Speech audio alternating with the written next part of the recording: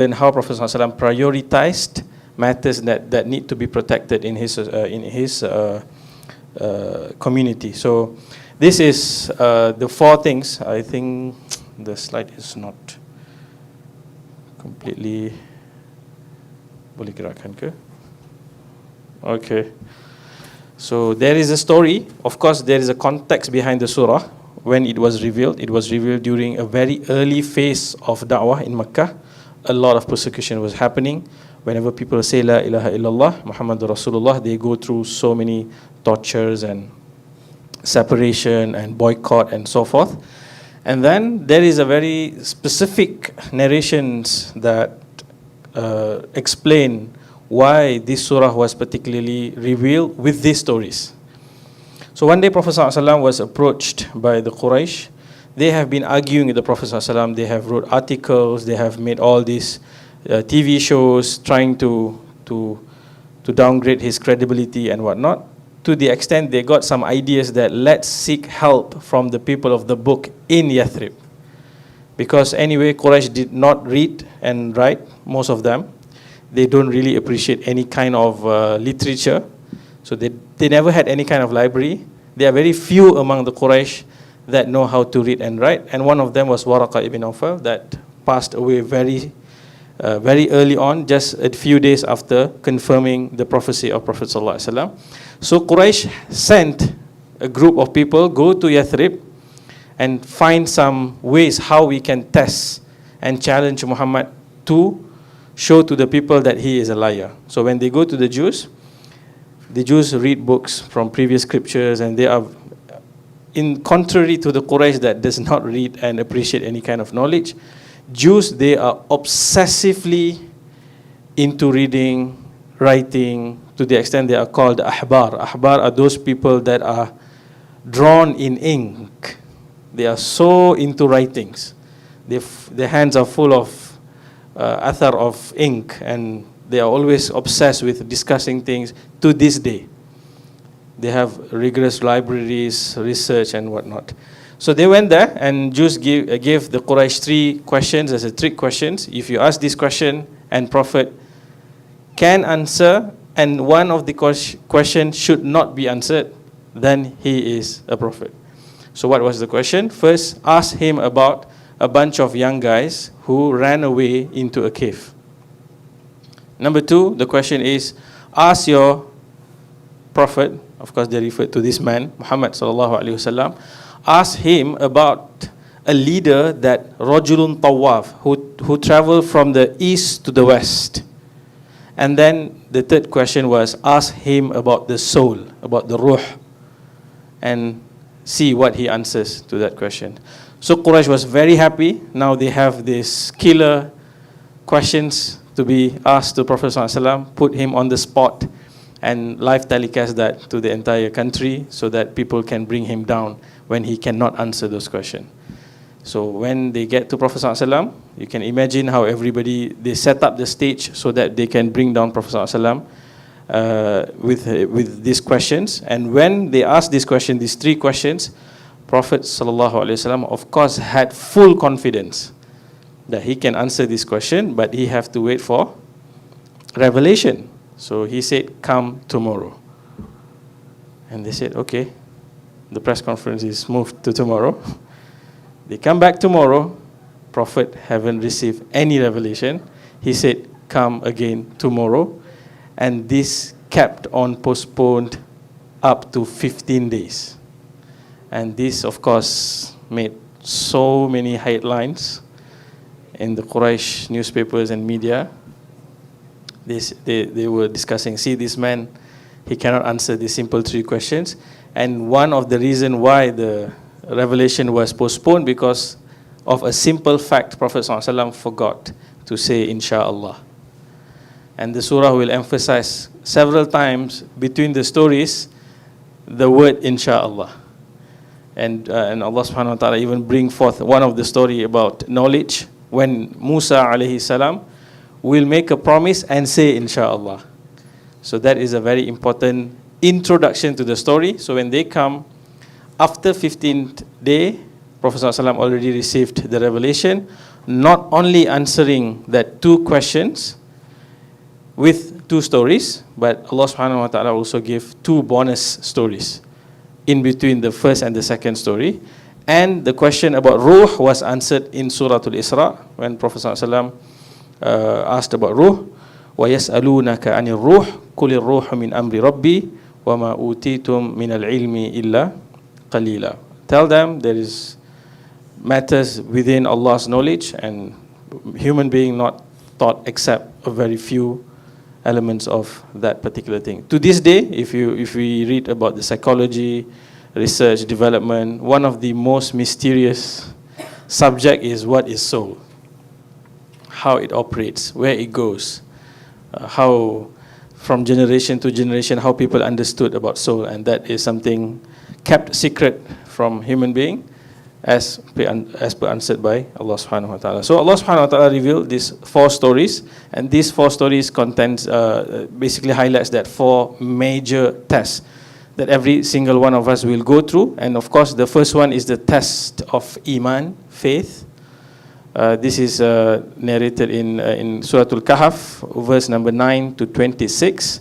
And then there is a story about a man who owned 2 gardens, enjoyed extraordinary abundance of wealth and production, 100% yield every single year. And this story captured an exchange between that rich man with his neighbor who are poor, and how Allah subhanahu wa ta'ala and then taught some lessons through that in verse number 32 to 44. And the third one is the fitnah, or the challenge of knowledge. And knowledge is the story between Musa and Khidr in verse 60 to 82. And finally is the most discussed story in leadership space, whereby the story about Dhul Qarnayn from 83 to 98, and most of the discussion was trying to figure out who is this guy. Dhul Qarnayn is literally meaning someone with two horns. So who is this guy? Alexander the Great, this, and so many discussion. But this story also contains a reminder that focus on the lessons, don't focus on the details. So let's go through some of the stories briefly. So the test of faith is the story of the people of the cave. I studied in Jordan, so many claim that is the most accurate place, which doesn't matter. After all, that's the whole point of that story. Don't find the cave. Look for your own cave to protect your... It can be Hilton in Arizona. This is the cave that we come in for a while, for 5 days, 4 nights, and then go back, face the reality. So the cave can be anywhere, not as a literal cave. But this story captures a story about a bunch of young guys coming from a very elite family. They enjoy status, they enjoy wealth, but when they hold on to their new faith, they embraced Islam, they were persecuted and they were chased to the extent they ran away, and they make a dua, Rabbana atina min ladunka rahmah wa hayyi lana min amrina rashada. So they went into a cave, and Allah subhanahu wa ta'ala showed his miracle. They slept for 309 days. No, 309 years. So they come out from the cave, not only Democrat changed to Republican, but the entire country is entirely different. People are different, the clothing are different, everything changed almost entirely. And then people start to discover their story, and they sought refuge in the cave, and Allah subhanahu wa ta'ala put them to sleep. And today's world, of course, we might not be physically chased by any king, but this is the pressure that we are facing, especially living in minority Muslim countries. People often face societal pressure to compromise their religious beliefs and values. Secularism, materialism, and peer pressure can challenge one's faith. And in the midst of the Christmas celebration, these are the kind of conversation that always spark a lot of controversies. And how should one wish or not wish? How should one live along, peacefully coexist? And many of other discussion, including clothing, including preserving the identity and whatnot. And this story teaches the importance of standing firm in one's belief, even when society is hostile or non-supportive. This, if we put into context of the seerah of Prophet ﷺ, we might hope that we lived among the Prophet, be one of his companions. But if we really analyze the situation, we might not be the companion of the Prophet ﷺ. We might be those who are standing with Abu Jahal and Abu Lahab, because that was the situation where when people embrace Islam, they lose everything. They're even being tortured to death. People like Ammar, people like Sumayya, they are just not, it's not easy. And compared to our situation, of course, we never compare our tests with any previous generation or any other people in other contexts, but at least we are being given the rights to profess our faith and practice our faith. And as long as that is given, alhamdulillah. And the challenge is, even the discussion we had yesterday night was how to preserve the faith, how to preserve the iman and so forth. And even this July I attended a conference in Turkey.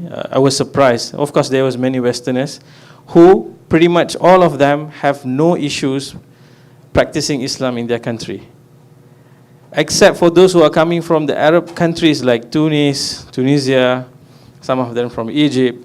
They don't even have a space to pray in their own university. It's not provided. Even to some extent, they are not allowed to wear hijab in majority Muslim country. They have leaders that make an announcement during Ramadan that everyone should work and maintain the productivity and should not fast. And he drank whatever he drank live on television, showing that they need to work to uplift the economy and whatnot. So I would argue many Muslims even thrive stronger and better in Muslim minority countries compared to here. You can make a demonstration, you can go out and ask for something, demand something. Imagine doing that in some other countries. You are not even allowed to wear certain t-shirt with certain flag. And you are being arrested on the holy sites for showing solidarity for your own brothers and sisters, where Prophet used to pray from there to the first Qibla in Palestine. You are not even allowed to show any kind of solidarity. So the context is entirely different, and it's nuanced in this modern time. So it's very important to learn from this story again and again how we should protect our faith and our religious belief. Number 2, the test of wealth, the story of 2 gardens, whereby this story, of course, we have no time to go deeper into every single verse that captures the dialogue, captures the expression that now we might not realize that we are being touched by the deep love and arrogance of wealth. For example, in that story, they will have a conversation, normal conversation, and suddenly that rich guy will drop a line like, "Ana aktharu minka malan wa a'azzu nafara." It's like, but yeah, I have more money than you, I have more power than you, I have more staff than you. How that's happened nowadays is probably just simply posting things on social media. I'm traveling here, I'm buying this new whatever iPhone, which every year is new, but hardly we can find what is new in that. So it's always a subtle way of showing people that I'm better off, I'm earning more than you, I'm living a better life than you. And even some of the conversation that we have, if we go to certain setting, especially in my country, that people discuss about weddings, people discuss about the functions, and they will say, like, humble bragging, "Alhamdulillah, my daughter's wedding, we managed to just get the Hyatt Regency. Maybe next time, inshallah, we'll find better one." Alhamdulillah, I get a discount that BMW I just bought. Alhamdulillah, a little bit discount. Praise Allah subhanahu wa ta'ala. So that is how people are being obsessed with material gains, and they want to tell people every now and then, using all these small hints and drops of humble brag words. And that is being addressed, especially to the extent, nowadays I think this problem has spread across the world. We tend to associate, when we have more wealth, it means Allah loves us more. When our wealth is depreciating or having some issues with the wealth, it means Allah is angry.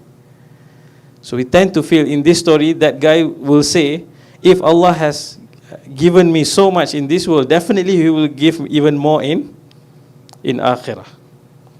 So that is something very subtle. And that's how even now we measure success. It's always about how much you're earning, what kind of asset that you possess, and that is creating a sense of anxiety and depression across the globe. And the book that I suggested yesterday, The Anxious Generation, one of the reasons why the young ones, especially, this is not to be gender biased or not, but especially girls, teenage girls, they are so into social comparison. Of course, men do, but in a different setting, not so much on social media maybe, but I mean breaking things up and beating people maybe. But that has caused a lot of ungrateful tendencies of looking at things, always criticizing, always looking down upon oneself, upon others, and so forth. I'm working in a space of poverty. I can tell you one thing, whenever we go and visit these families, we can see them suffering, especially their children, suffering from this constant comparing with others. Sometimes their parents work so hard, save some money, and then they go for a simple vacation. But when they are going to that vacation, they open up their Instagram, looking at their friends going to somewhere better, flying on a plane, going to a better resort, and they feel like, this is nothing. This is just, what is this? This is vacation? This is like detention. So that kind of comparing attitude is destroying our gratefulness. Material wealth is a major trial in today's consumer-driven society. Yeah, we compare. And during the first session, I recommended a book written by Abul Hasan Ali al-Nadwi. The title was What Humanity Lost Due to the Decline of Muslim Ummah. And he has another book. That book is discussing these all four trials. The book in Arabic title is As-Sira' Bayna al-Iman wal-Maddiyah. What is that to be translated? A clash between faith and materialism. And Prophet ﷺ said, every prophet worried about their nation, and they have different tests, and my ummah's biggest test is wealth, is material obsession towards material gain. And of course, we don't have to read long sharh about the hadith. We can see what's happening around us. And the story emphasizes humility, gratitude, and the impermanence of worldly riches, whereby the story ends with Allah subhanahu wa ta'ala destroying the entire crops, wealth, just within split second. Just showing that Allah subhanahu wa ta'ala can take away whatever we have anytime He wants. And the third test is the one that I shared briefly during this morning tazkirah. Of course, there is so much into this story. Even if we go deeper, there is a parallel between what Musa alayhi salam experienced with Khidir to Musa's own life. The story when they ride on the ship was poked by Khidir and then it broken. It was parallel with the journey that Musa went through when he was put on the river. And then when they killed that baby, Musa also killed someone, remember? He punched someone and that guy died and he was taken aback. And he also said, like the Fatah said, this is because of shaitan. This is not my fault. And then he also born during a time where babies were killed. So if we think, if Allah is merciful, why He let Fir'aun killed, some narrations say 70,000 babies? Because he imposed a policy that alternate years, every baby that is born, imagine if, I hope Trump won't do anything of that sort, But imagine a country make a policy to manage the population by telling every baby that is going to be born in 2025 will be put to immediate sleep after they're born. They just like kill the babies. And that is the government policy. Fir'aun did that. And then he will take an alternate year, 2026, baby will be let to live. And imagine every pregnant mother during that particular moment, they cannot have this whatever scan that we have right now. We have 3D, 4D, 5D, and we can look deeper into the heart of the babies. How advanced is our technology. Back then, they have to wait to the moment of birth. Then only they can know if their baby is going to be given chance to live or their baby will be killed and be thrown into the Nile River. So that story actually also gave some perspective to Musa alayhi salam, and this entire story is about how limited is our knowledge. And the crisis that we face today, the more we have information, somehow we get more confused about Allah and faith. How irony is that? Remember we told some stories about Bilal, about these people who had just few words they know about Allah subhanahu wa ta'ala and they stay put. While we have so much of knowledge and we go from one cycle of doubt to another, one difficult question to another. And another stark difference is when Prophet ﷺ was teaching Islam to simple-minded Arabs, they were like philosophically sophisticated and they understood Allah is one, Allah is the creator of heaven and earth, simply understood all this creed and the values of faith through like accepting the knowledge, having humility. But nowadays, the rise of atheism, the rise of being agnostic is all about because there are so many information and that information flood and make things very unclear. Like we cannot see what is the truth and what is not. So this story is very, very relevant to our time, especially with regard to how we view life and understand, and not only from the perspective of having faith, also from the perspective of those who have faith but go through things that they cannot understand. So this story is all about Allah subhanahu wa ta'ala. Knowledge is vast and you only can get to some extent. He just gave you a very little understanding about things. And I said there is a parallel. So first is the ship when Musa was put into the river. Number two, when he was born during the time baby were killed, and also he killed someone. And the final story was about he went to help people. They rebuilt the wall and they did not get paid. In that story was someone was hoping, there is an orphan hoping for wealth. Their father died, but Allah subhanahu wa ta'ala is delaying when they can get the access to the wealth. Same goes to when Musa alayhi salam traveled to Madian after he killed someone. He helped someone with the ship. And those girls couldn't find a good man to marry at that point of time. And suddenly, on that particular day, they went back early, right? So the father asked, like, maybe we have some experience, we go to work, but when it is a training day, we come home early. So like, why are you early today? So these girls told the story about, there's a stranger guy, we don't know even what his name, he looks so different. He came, he never asked anything, he just asked what's the problem, he helped, never asked for the ID, what phone number, nothing, he just gave the flock and then rested under the tree and made the dua, the powerful dua. Rabbi inni lima anzalta ilayya min khairin faqir. This dua is recited by Musa when he was at the lowest point and suddenly he was granted everything that he possibly wanted. So make that dua whenever we feel like we want something and things will come in a package. So Musa was called back. What was given? Even he being honest, he told everything what happened. He killed someone, everything. And one of the girl was sent by the father to call, right? That girl made a proposal to her dad, hire him so that we can have someone with character and strength to help out with our work. And of course, she meant more than that. I need a good husband too. And this is the one that God has sent exactly on that particular time that he has scheduled. And the story will continue when Musa alayhi salam will go to the mountain. Allah will also say, Ji'ta ala qadarin ya Musa. You have come exactly as per my schedule.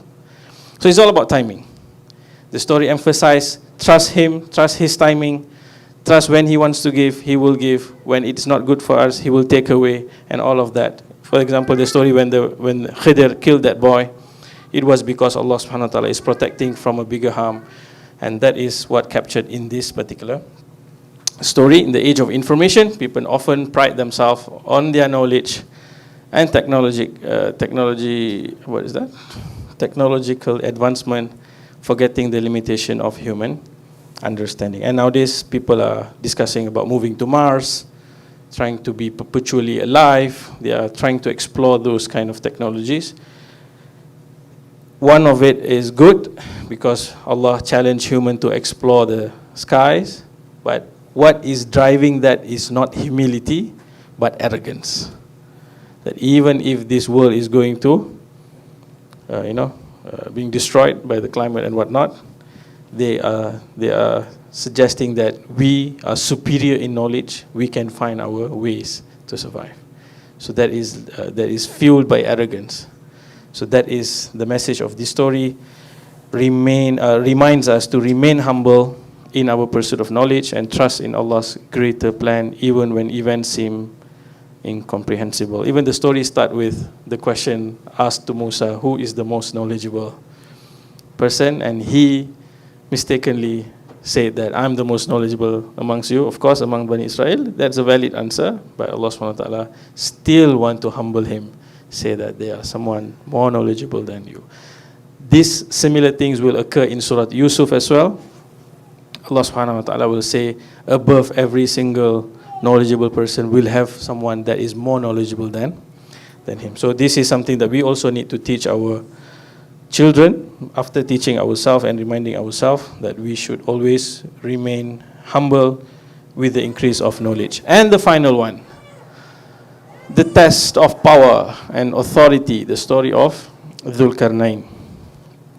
And this story captures something very subtle, showing that someone has so much power and how he can manage to keep himself in check. Because we normally hear this quote, absolute power corrupts absolutely. And normally we tend to think that in the context of a politician, right? But we forgot that every single one of us have authority in every role that we play.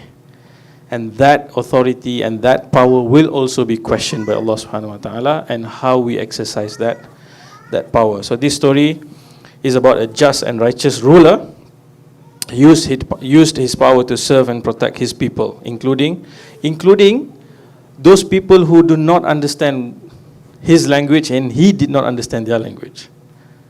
So it shows some subtle points that he served everyone regardless of their background. He never looked down upon any community. He never regarded that his people are superior and whatnot. And finally, of course, that story ended with he called them to work together to build that barrier to protect their nation from Ya'juj, Ma'juj, Gog and Magog. I never used this term in Malaysia. This is first time when I was saying, what is Gog and Magog? So it's Ya'juj, Ma'juj.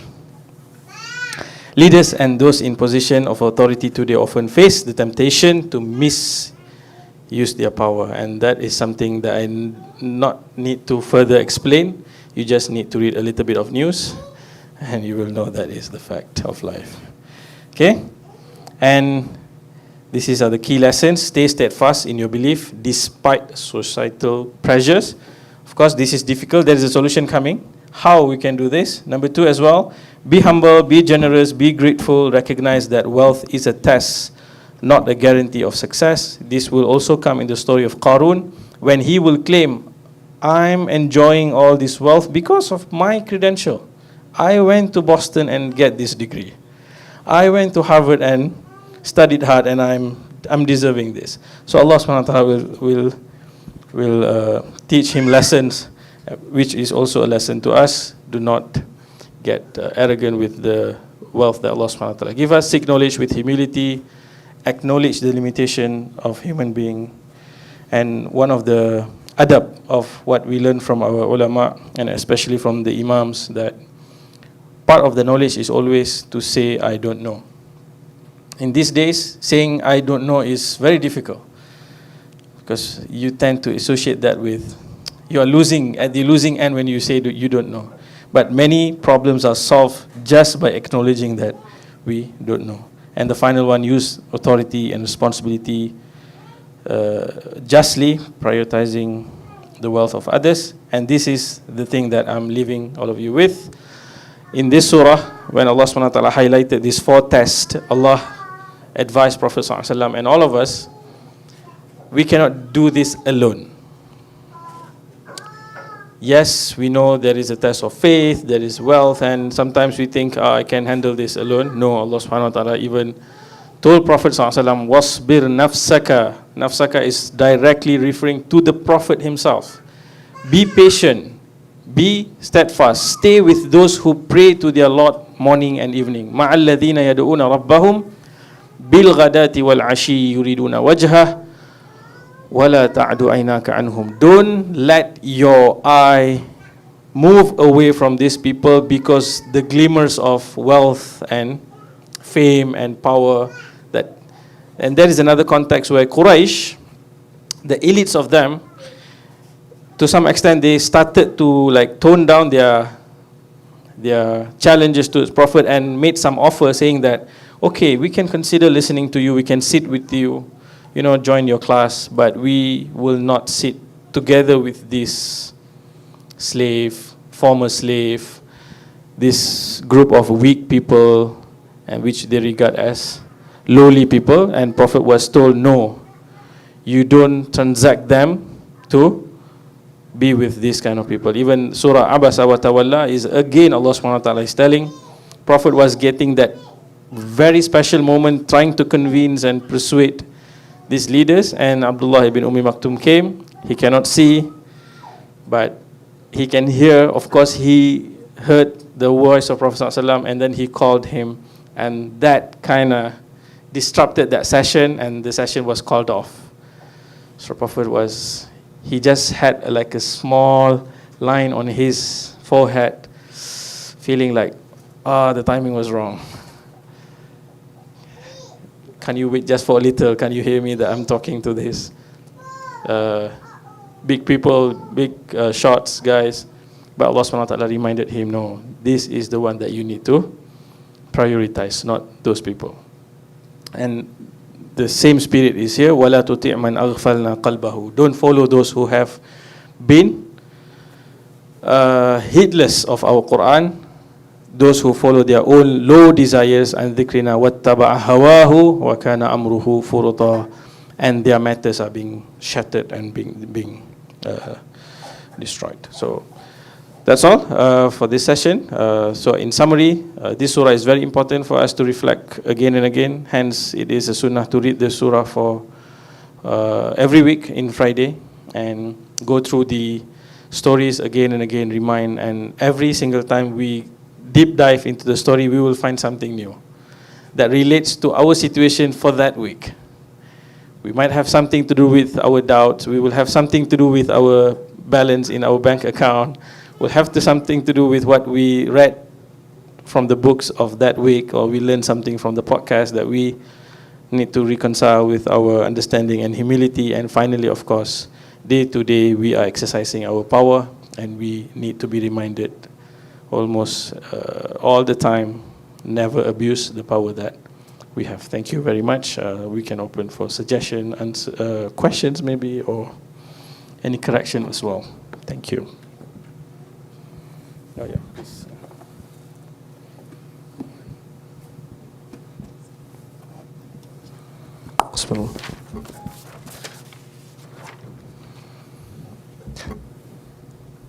Jazakallah khairan kathira, Ustaz and Shah Nabisan, for the wonderful insight, wonderful sharing just now. So we have like a lot of time for Q&A right now, so maybe we can take like 3 to 4 questions to anyone to want to ask question to Ustaz Najah. So maybe everyone want to like to prepare the question first. So I also prepare some questions for you. Like, always question, but this time it's not hard questions. So we know like the story of Musa alayhi salam with Khidir alayhi salam about the trial of the ilmu. And I know one of hadith which is ta'allamu wa'allimu wa tawadda'u lil mu'allimakum, which is we need to respect our teacher.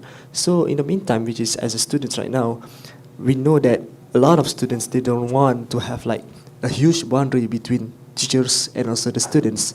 So as a students and also you as a teachers, how can a teacher or students like handle or overcome these situations to make sure that the adapt is still there? Yeah. Inshallah. Of course, the question of adab and manners is always being raised in many settings, not only in the schools, but also in the universities, and also in the workspace when you have supervisors, you have managers, and you are learning from them and whatnot. And whenever I go to schools, especially in Malaysia, the complaint is always, nowadays, these kids have no manners, they don't talk respectfully and whatnot. I think, yeah, we are going through a crisis of adab, a crisis of primarily because the way we learn, the way we take information nowadays, it's being democratized, so everybody have access to anything, and you can challenge your teachers with many other resources that you might have learned. Even nowadays, whatever the teacher is telling, within few seconds you can come up with more knowledge with the AI assistants and whatnot, and suddenly you feel like you are not that important that I need to learn from you. So that is also part of the test that we have nowadays. And if there is something that I can think of, because I'm teaching children as well in Malaysia, so I'm trying to adapt is, I think adab is something also related to the urf, to the custom. Sometimes what is regarded as high adab in for example in Arab countries is entirely different from maybe here in the America. I don't know. Some of my friends in America, they say they call their teacher just by name. Hey Mark, hi Lucas, and if we do that in Malaysia or in Arab countries, we will get a good slap because that is regarded as you are not being respectful. But so the context is different. But of course, there is some important boundaries. Whatever that is regarded by the culture as disrespect must be addressed seriously from early on. Otherwise, it will get to a point where you know, some of the movies and some of the series nowadays are showing that how young people learning in class with absolute zero respect to those who are coming in to teach, with absolute zero respect for authority, and that has spread across the board, not only in learning, in family. The way the wife talks to the husband, the way the children talks to the husband, the way they see the husband talks to his parents, everything is like in a chaotic state. So, of course, one of the things, if we learn from the seerah of Prophet ﷺ, is how he thought about respect. Even there is a surah, Surah Al-Hujurat, Allah subhanahu wa ta'ala strongly condemned those Bedouins who came and raised their voice. Because normally they do that, that's just part of their way of talking, right? Like with high voice, like with certain kind of words they used to call people, and they call Ya Muhammad, they didn't call Ya Rasulullah and whatnot. So Allah subhanahu wa ta'ala condemned that and tell, this will cancel off your good deeds. So there is a boundary, it's a clear boundary that being set. Everyone must adhere to a high standard of adab. And yesterday there was a good question asked, but we could have discussed even further about, is there any difference, children especially raised by Asian culture compared to children being raised by Western culture? I think there is a very huge difference. And we used to troll that Asian parenting is always scolding and always beating up and kind of stuff. Of course, that might be not the very so good thing, we can argue, but in terms of adab, in terms of strictness, in terms of being firm, shaping and molding, I think that's a very good practices that come from the East that we can adapt and teach. And I can confirm this wherever, especially Malaysian and Indonesian go, especially in the Arab countries. The Arabs have a different way of dealing with people and whatnot. So they always regard these people coming from Indonesia and Malaysia like, why are you people like so soft, like so baik, like don't even ask question, terlalu beradab kan, too conscious about being respectful, not answering questions, and very kind. And they call us sometimes, are you guys like a form of angels on earth? Kind of very, very, but I think that shows some difference how adab shape the community, the urf and whatnot. So I think it's important to nurture the culture of being respectful.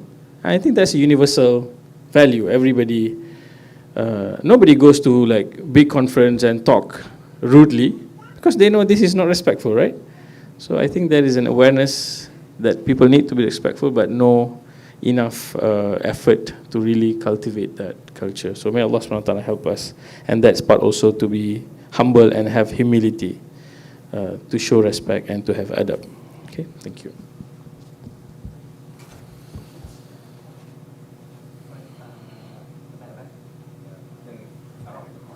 Is everybody able to hear me? Yeah. Assalamualaikum. Salam.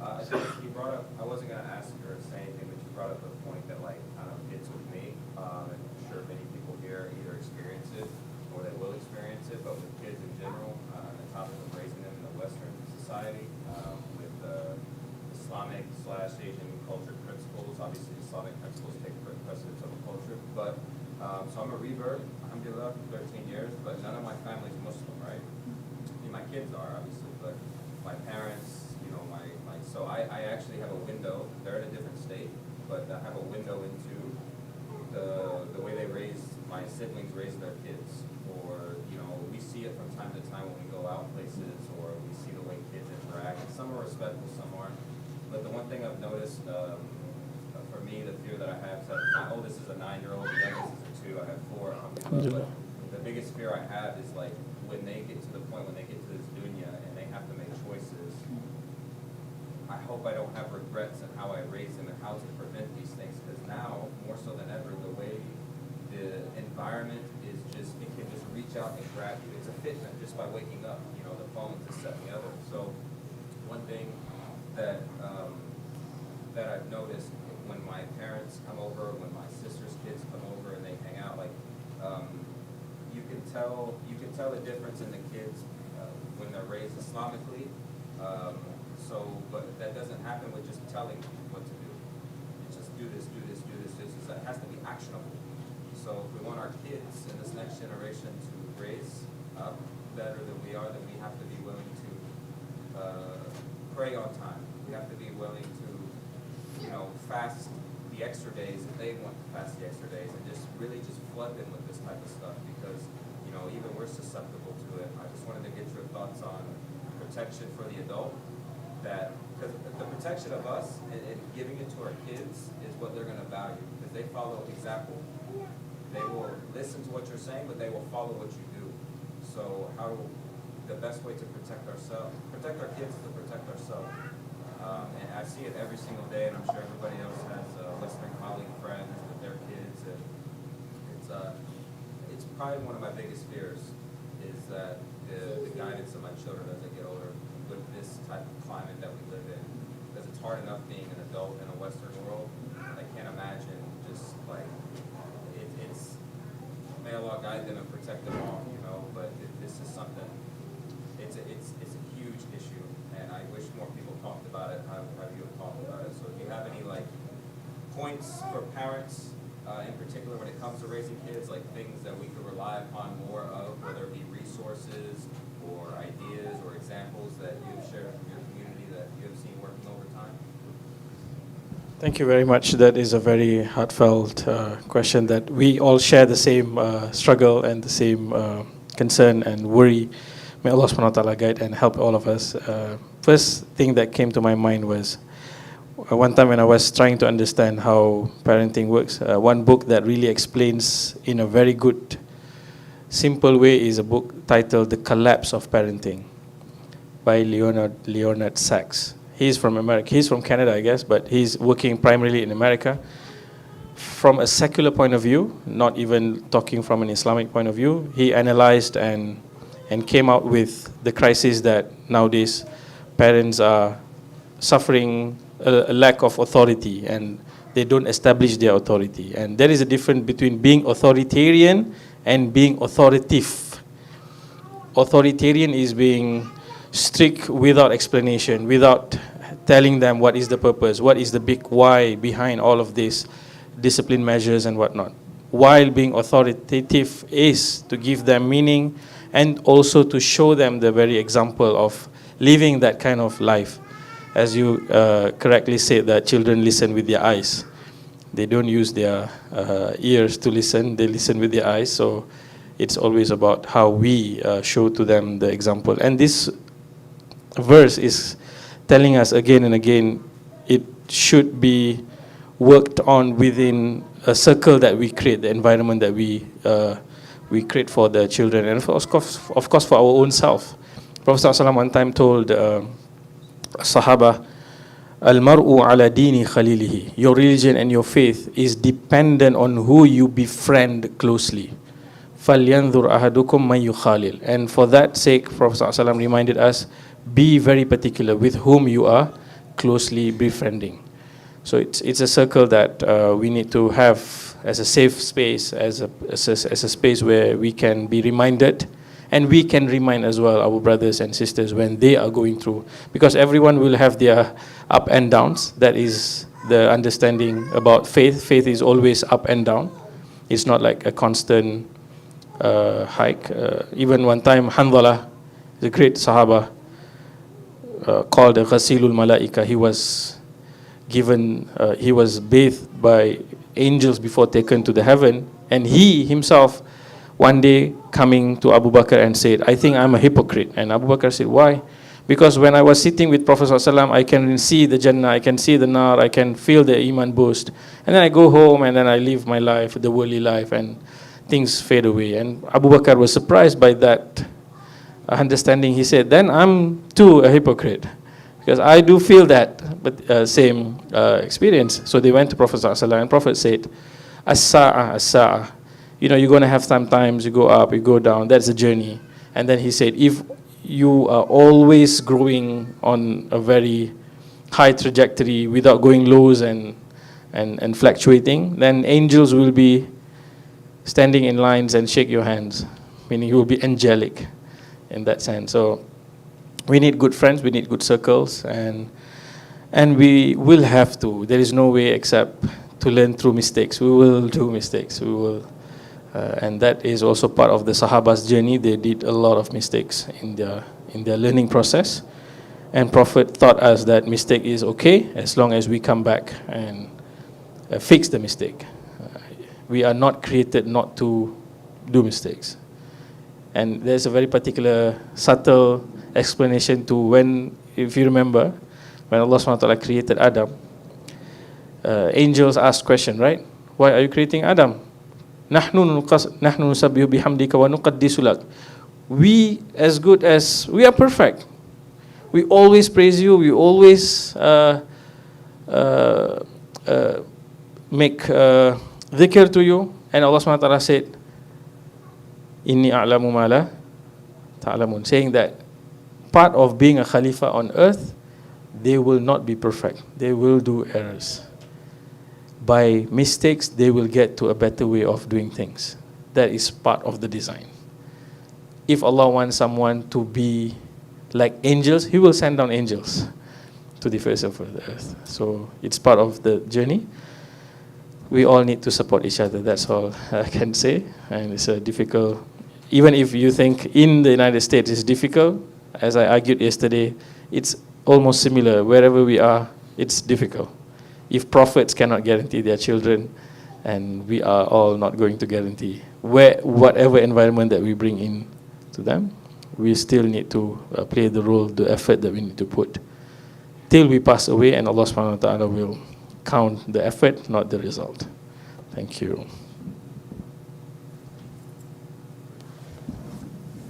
Okay, inshallah. One last questions. Okay. Alright. I love the point that yesterday point brought up Western Asian and brother mentioned about the Islamic way. I'm a medical person, so West Asian, Islamic way, and medical therapy. So for me, I've been taught, like for kids, they were young. And in Islam also they set rules like when kids they are mumayyiz and when they are baligh, where they have all the responsibilities on their shoulders. Actually, according to the medical things that happen, neurodevelopmental to the kids as well. Like we cannot afford that these kids, that my kids at this age to sit still, because then from the context, the brain is not well functioning. No matter you say that you serve them, let's pray. You were like crawling and running around, but towards the mumayyiz, that what Allah said, the mumayyiz is when Allah actually urged we as parents to ask our kids to salat. So that is what actually the kids are always look at us. That's what we as parents have to set the example. And that's the way how being actually encouraged and being firm when actually at the 10 years old. Then in Islam actually you can actually enforce a little bit, correct? For kids to pray. Actually that is the time actually their brain are well more matured. So actually they can have actually the what we've been asked for them, they can do it. And of course for being firm and not firm, like what you say, authoritarian, authoritative, is different actually. And for me, I had to, when I came here, I can see like, okay, how Westerners being subtle and gentle with the kids, and how actually from my background, we used to spank when I have my, all the stuff. So we try to be balanced, and of course the Islamic way, because Sayyidina Abu Talib also, if I'm not mistaken, say, teach your kids according to your years. Because my parents' years, you're not going to Salat, they will chase you with the cane. But when my age is different, and that's the conclusion, and I would like to point out. Thank you. I agree.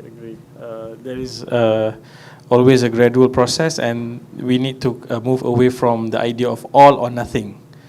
It's either all, everything is good, or if there is any slack, mean that it's everything, nothing. No, it's always nuance in between. There will be some good things, and there will be challenges. That's part of the journey. So expectation is to be managed, and inshallah, we do our best, and Allah subhanahu wa ta'ala will sort out the rest. Thank you. See you again, inshallah. Assalamu alaikum wa rahmatullahi wa barakatuh. Alright, inshallah, jazakallah khair kathira to Ustaz Azan Nabi Khan for wonderful insight and wonderful sharing for today about trials, fitna, and also from Surah Al-Kahf. So I hope that you guys can take some away from what Ustaz Azan Shah said for today. So in this template, they say that, moderator need to summarize. But it's okay. So what can I summarize from? Yeah, I just read the template, but it's okay. No need the template. Summary is get married. Yeah, summary for get married. So the thing is, we know that the fitnah that we always hear about, the slander. But what Ustaz Azan Shah share for today is about the trials. The trials from the Musa alayhi salam, the trials from the trials from the Zulkarnain, the two gardeners, and also from the Ashabul Kahf. So maybe we can have a huge understanding about the fitnah and also the trials better, inshallah. So I hope that you guys are doing good and can take a lot of ibrah from here, inshallah. So we close our majlis with Surah As wa Tasbih Kafarah.